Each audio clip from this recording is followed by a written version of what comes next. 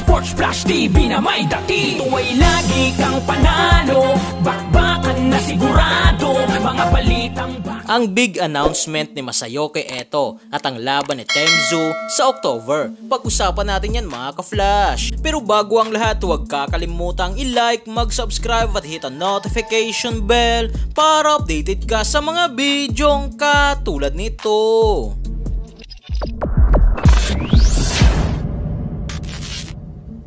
Susubukan nga po mga ka-flash ni Temzu na depensahan sa unang pagkakataon ang kanya ngayong titulo na WBO Junior Middleweight kontra kay Brian Mendoza. Nagaganapin ang nasabing bakbakan sa bansang Australia sa October 15. Sa ngayon ay may kasalukuyang kartada nga po si Temzu na 23 wins, wala pa ring talo at may 17 knockouts na si Temzu rin nga po mga ka-flash ang ring rated number 1 sa junior middleweight division, habang ang makakalaban nito na si Brian Mendoza ay may kasalukuyang kartada na 22 wins, may 2 talo na at 16 knockouts na susubukang i-upset itong si Temzu. Sa mga nagtatanong kung bakit naging WBO Junior Middleweight Champion si Temzu, ito ay sa kadahilan ng matatanggalan nga po si Jermell Charlo ng titulo na WBO sakaling aakyat na ito sa ibabaw ng lona versus Canelo Alvarez. Natuloy na nga po ito mga ka-flash sa September 30, dahilan para gawing full champion si Temzu. Habang sa kabilang balita naman nga po mga ka-flash,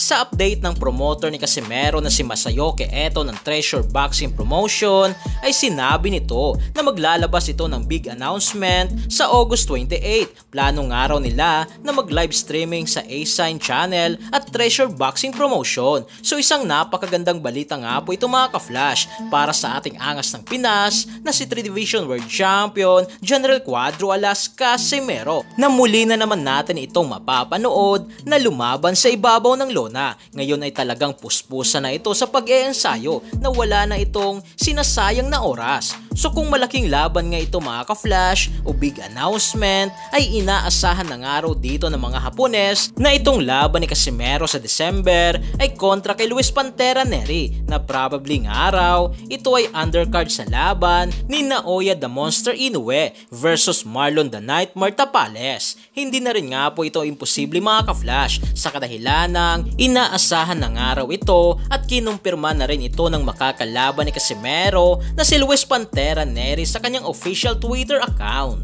So yan lang para sa ating balitang boxing. Ano ba masasabi nyo tungkol dito? Para sa inyong komento at reaksyon na i-komento nyo na sa baba. Hanggang sa muli, ito ang The Sports Flash TV.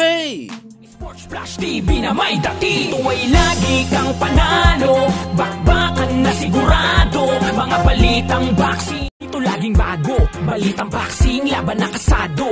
Di papahuli pagdating sa bakbakan, mga pambato na patuloy ang laban. Sasaliksikin ang bawat babalita, talagang diin, bawal ang mahina sa loob ng ring. Merong pambihira